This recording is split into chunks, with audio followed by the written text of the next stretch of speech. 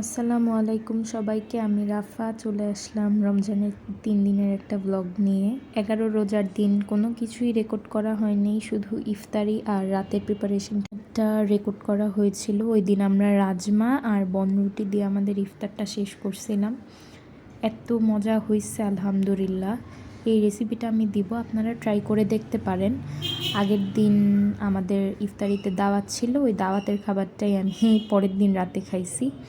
আর এটা সেহরিতে খাওয়া হয়েছে। দেন সকালবেলা ঘুম থেকে উঠে দেখি অনেক বেলা হয়ে গেছে। আমি আর সারাদিন কোনো ক্লিপ রেকর্ড করি নাই। এটা ছিল ইফতারির সময়, আমি শরবত বানাই নিচ্ছিলাম। আর মা ওইখানে বুট আর ইফতারির মধ্যে রেডি করছে আলুর চপ। আমাদের কিছু না থাকলে আলুর চপটা রেডি করা লাগেই। আর এখানে ফ্রুটস ছিল, আর এখানে শরবত। রাতে গিয়ে দেখি যে কি সুন্দর একটা চাঁদ উঠছে। তারপর আমি ডিনারটা শেষ করে নিলাম।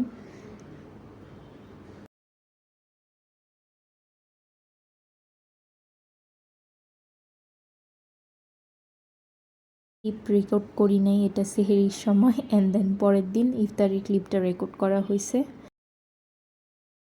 অনেক সুন্দর আবহাওয়া ছিল, আকাশে এত সুন্দর একটা চাঁদ উঠছে। আমি এই ক্লিপটা লাস্টে অ্যাড করে দিছি।